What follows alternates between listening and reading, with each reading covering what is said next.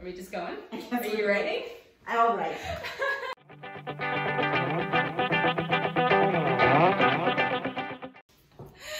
Hey everyone, welcome to Wellness on the Farm. Kristen and I just wanted to pop on here quickly today to chat about something that's been coming up quite a bit in our lives lately. So we live in the Lower Mainland in British Columbia, and we went from a really beautiful summer with lots of sun and no rain and these long, amazing days filled with sunshine. And we've kind of skipped right over fall, or at least that's the way it feels. And we're fully in the grip of winter's cold, really short, super rainy days. And a lot of the people that we've been chatting with recently have been talking about how this has impacted their mood and that they've been feeling a little bit down lately. So Kristen and I wanted to pop on here and share a bit of a wellness hack that we both really like to make use of. Yeah. So this is actually an exercise that was shown to me by a counselor, friend of mine, when I was on bed rest before and after I had surgery.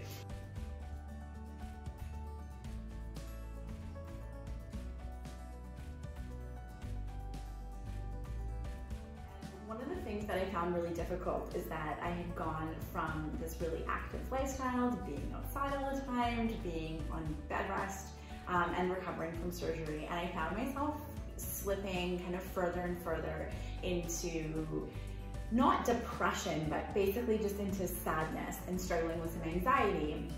And so what this friend of mine had me do was write down a list of things on Post-it notes, and we brought Post-it notes today. He got me to write down a list of things that I knew would make me feel better, like things that I know to be true.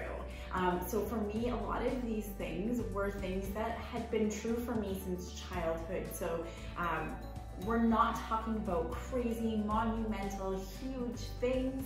We're talking about little, tiny things that can make you feel better, one little step at a time. And I've actually started making use of this wellness hack as well, and I find it super beneficial. There's something so powerful about seeing right in front of you a list of the things that you know for a fact can make you feel that little bit better. Even if it's just a little step towards feeling better, it makes a huge difference. It's really great to be able to take some control over how you feel, and having them on Post-it notes stuck somewhere that you're gonna see them, like on your bathroom mirror or in the kitchen next to where you make coffee every morning.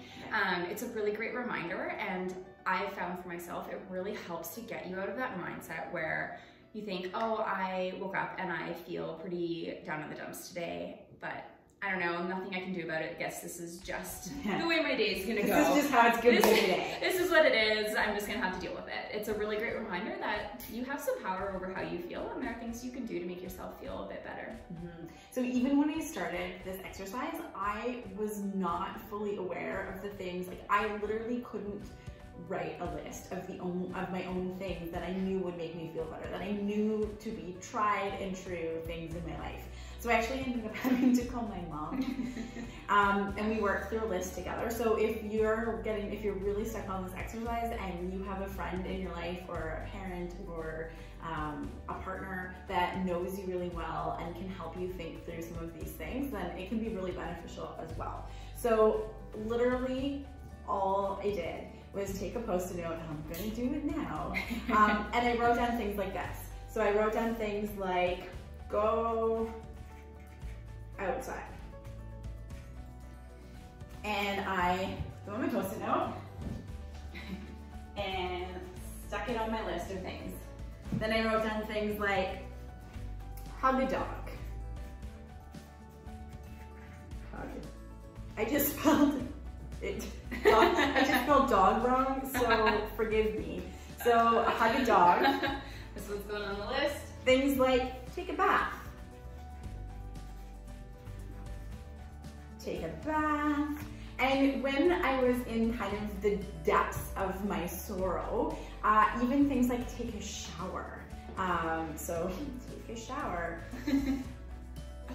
Eat your favorite food, make yourself a playlist of your favorite movies, all of these things. Then you'll see it represented on the wall. The other thing that he had me do, this counselor friend of mine as well had me do, was to make a list of things to avoid. These are things that I know are going to make me feel horrible. Yeah, so some of the things that are going to be on your list of things to avoid could be, oh perfect, thank you, could be ignoring or downplaying that nagging little voice in your head that loves to pop in and say everything is awful, and guess what? They're going to stay that way. That voice is wrong. Do not give it attention. Ignore your nagging voice. Ignore it. That could be one thing. It could also be things like spending too much time on social media, just scrolling endlessly through your news feed. It could be things like spending the entire day inside and not getting any fresh air or sunlight.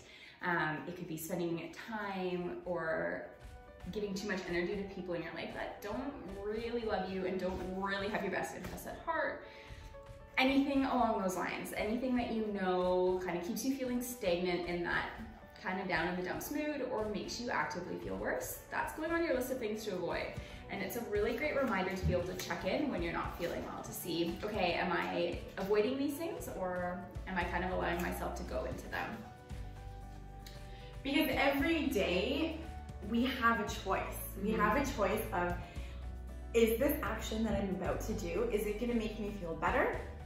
Or is it gonna make me feel worse?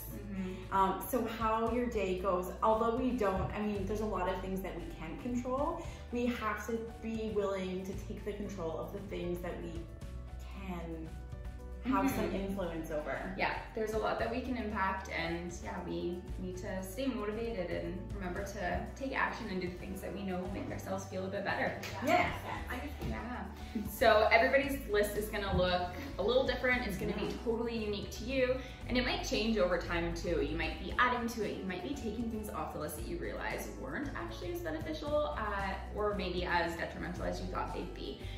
And yeah, the most important thing, even if you're having a really bad day, at the end of the day, if you can say you've accomplished one tiny little thing on your list of things you know will make you feel better, you've taken a great step towards making yourself feel better. One step in the right direction is way better than 4 steps in the wrong direction. So yes. We'll put that there. What we would love, if you liked this video, we'd love you to give us a thumbs up. We'd love for you to subscribe, and we'd love to hear the comments of the things that work for you in the comment section down below. Let us know the tiny little things.